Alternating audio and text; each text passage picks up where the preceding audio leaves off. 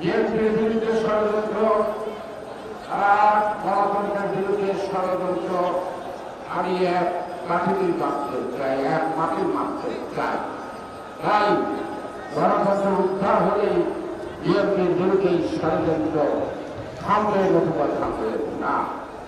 আজকে তো আমাদের ফেসিবাদ মুক্ত। কেন ফেসিবাদকে তাড়াতে হয়েছিল? গণতন্ত্র উদ্ধারের পূর্ব শর্তে ছিল ফেসিবাদ।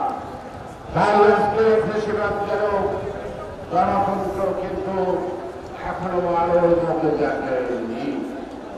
সাম্প্রতিক দলের বিবেচনায় বলতে হয় গণতন্ত্র চোরাবালুকে আঘাত হয়েছে।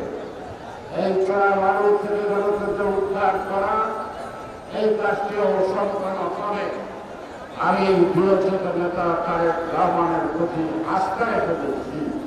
যারা এতটুকু পথ বানাতে পারছি সেই গণতন্ত্র আন্দোলন থেকে তার নেতৃত্বে এটি বাংলাদেশের জনগণের প্রতিবাদ। আজকে পত্রপত্রিকা, সোশ্যাল মিডিয়া তারা যে হারে লেখালেখি শুরু করছে মনে হয় বিএনপি ক্ষমতা, সব লেখা বিএনপির বিরুদ্ধে, নেতাদের বিরুদ্ধে। গণতন্ত্র বিএনপি একটি নাম, এক এবং অভিন্ন।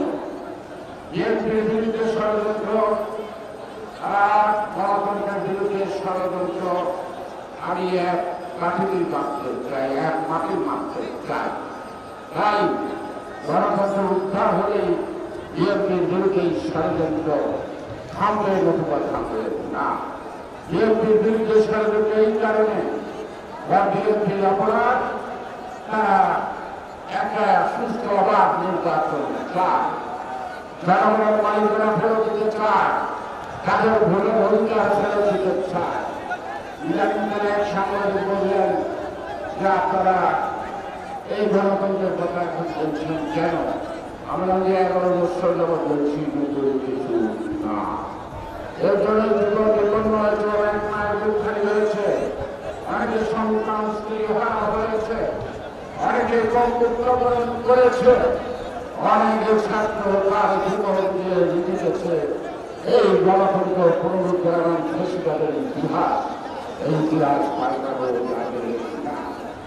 আজকে যারা সরকারে আছেন তাদেরকে বুঝতে হবে বিপ্লব অর্থাৎ দীর্ঘ 11 বছরের আন্দোলনের ফসল আজকের সরকারকে বিশ্বাস করে জনগণ দিয়েছে, তারা একটি নির্দলীয় নিরপেক্ষ নির্বাচন করতে সক্ষম হয়। কারণ তারা কোনো দলীয় ব্যক্তিদের সমন্বয়ে গঠিত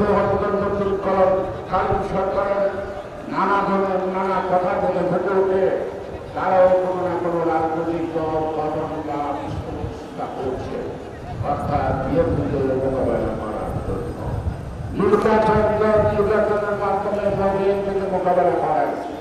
জনগণ যদি বিএনপিকে প্রত্যাখ্যান করে আমার মাথা কেটে দিল, আর জনগণ যদি বিএনপিকে